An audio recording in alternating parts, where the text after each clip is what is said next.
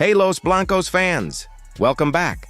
Today we're breaking down Xabi Alonso's sensational return to the Bernabeu, Real Madrid's ambitious transfer plans before the Club World Cup, and what went wrong in that El Clásico thriller against Barcelona. Plus, exclusive updates on Mbappé's integration and Courtois' recovery. If you enjoy today's content, please smash that like button and subscribe to stay updated with everything Real Madrid. Now, let's dive right in. The news we've all been waiting for is finally confirmed. Xabi Alonso is coming home to Real Madrid. After weeks of speculation, the club has officially secured the signature of the 43-year-old tactician on a 3-year contract until 2028. This marks the beginning of a new era for Los Blancos as Carlo Ancelotti prepares to step down at the end of the La Liga season. Alonso bid an emotional farewell to Bayer Leverkusen fans after their final home game of the season, having accomplished something truly remarkable with the German club. Under his leadership, Leverkusen secured the Bundesliga and Cup double last season and reached the UEFA Europa League final. They've also finished second in the Bundesliga this campaign and made it to the Champions League round of 16. According to our sources, all details of the deal have been finalized, including Alonso's staff appointments. The plan is for him to take over immediately after both clubs finish their seasons. Leverkusen play their final match this Saturday, May 17th, while Real Madrid's last league game is scheduled for May 25. What's particularly interesting is the timing. Alonso is expected to hit the ground running and take charge before the FIFA Club World Cup starts next month. This gives him just weeks to prepare the squad for their first major challenge under his leadership. Meanwhile, Carlo Ancelotti's departure could be announced as early as this week, with the Italian expected to take over the Brazilian national team. It truly is the end of an era and the beginning of another. What can we expect from Alonso tactically? Having played under managers like Jose Mourinho, Carlo Ancelotti, Rafa Benitez, and Pep Guardiola during his career, Alonso brings a wealth of tactical knowledge. At Leverkusen, he implemented a possession-based style with intense pressing and fluid attacking movements. We can expect similar principles at Madrid, potentially with some significant changes to the team's current approach.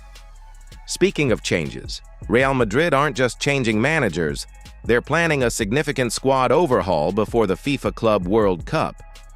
According to El Chiringuito, the club is pushing to sign 3 new players before the tournament kicks off in mid-June. This aggressive approach was evident in their pursuit of Liverpool right-back Trent Alexander-Arnold, with reports suggesting Madrid are trying to secure a deal that would allow him to represent the club in the Club World Cup.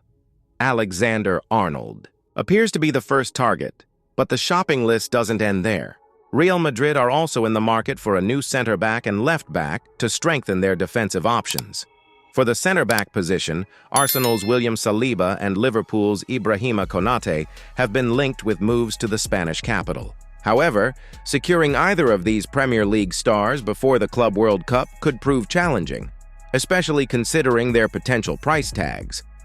On the left side of defense, the club has reportedly been scouting SL Benfica's Álvaro Carreras. Another name mentioned is Chelsea's young talent, Jorel Hato, although both players would represent significant investments. The timing makes these transfers particularly complicated, as the FIFA Club World Cup begins in mid-June, about 2 weeks before player contracts in Europe traditionally expire. This means Real Madrid will need to negotiate with clubs rather than waiting for free transfers. With a reported budget of $300 million for summer reinforcements, Madrid means business. The question is, can they pull off 3 major signings in such a short time frame? Now to some less positive news, Real Madrid suffered their 4th El Clásico defeat of the season on Sunday, losing 4-3 to Barcelona in a thrilling but ultimately disappointing match at the Estadio Olympic. Despite taking an early 2-0 lead, Los Blancos' midfield collapsed, allowing Barcelona to score 4 goals in just 26 minutes. The Catalans' comeback was fueled by a brace from Rafinha and goals from Eric Garcia and teenage sensation Lamine Yamal. Perhaps most concerning was the performance of star midfielder Jude Bellingham, who has faced significant criticism in the Spanish press. Marca gave Bellingham a rating of just 4 out of 10, describing him as completely out of control and unable to participate in possession. The publication labeled him a key player in Madrid's midfield collapse, adding that he focused on details but delivered too little for a player of his level and influence on the team. Spanish outlet AS was equally harsh, describing Bellingham as unrecognizable and giving the impression that he'd given up physically and mentally. This criticism comes after what has otherwise been a stellar debut season for the English international, who has contributed 22 goals and 10 assists across all competitions. However, his form has dipped in recent weeks, coinciding with Real Madrid's struggles against their Catalan rivals. The midfield quartet of Bellingham, Arda Güler, Fede Valverde, and Dani Ceballos failed to control the game, raising questions about the balance of the team. With Xabi Alonso, one of the greatest midfielders of his generation, set to take over, we can expect significant changes to Madrid's midfield setup. While not officially confirmed yet, all signs point to Kylian Mbappé joining Real Madrid this summer after years of speculation. According to club sources, preparations are already underway to ensure the French superstar's smooth integration into the squad. Real Madrid's sporting directors have reportedly been working closely with fitness specialists to develop a personalized preseason program for Mbappé, who will be coming off a busy summer with the French national team.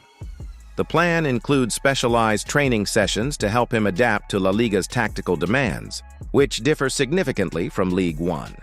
The club is also preparing marketing strategies to maximize the commercial impact of what will be one of the most high-profile transfers in football history.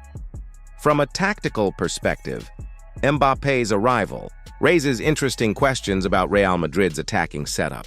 Will Vinicius Jr. shift to a more central role?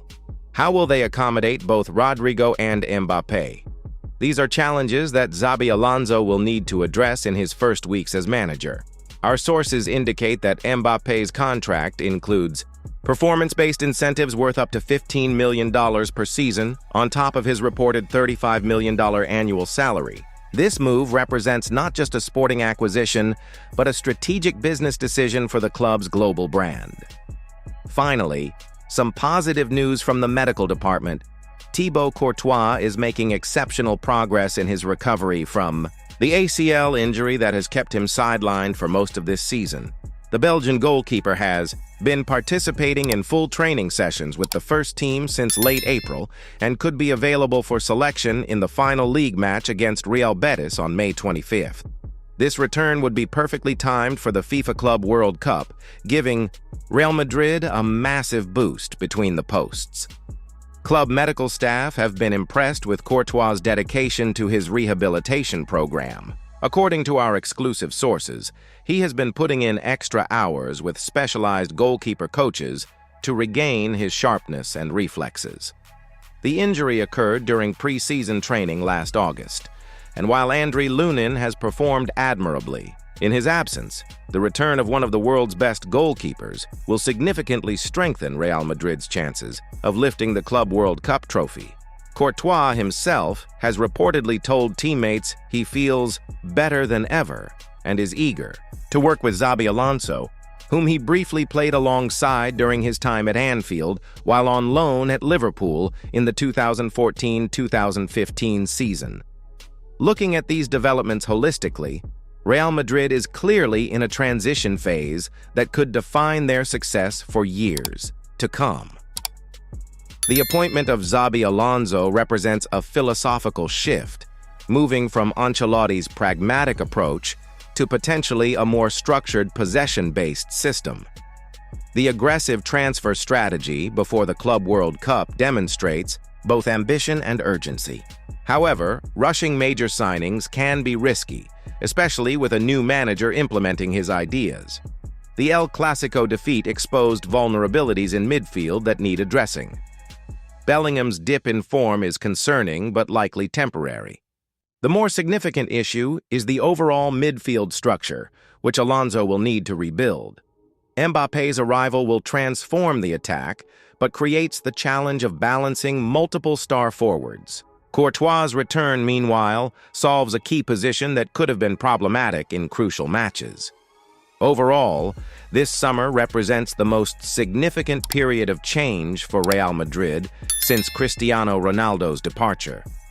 The decisions made in the next few weeks will shape the club's trajectory for the next several years. That wraps up today's packed edition of Real Madrid News. To recap, Xabi Alonso is officially set to become the new manager with a contract until 2028.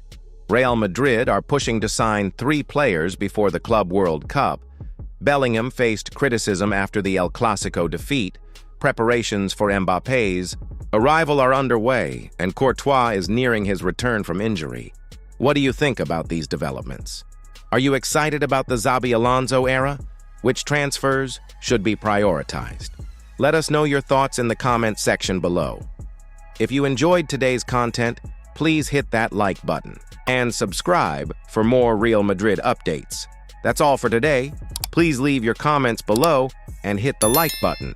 Thank you for watching.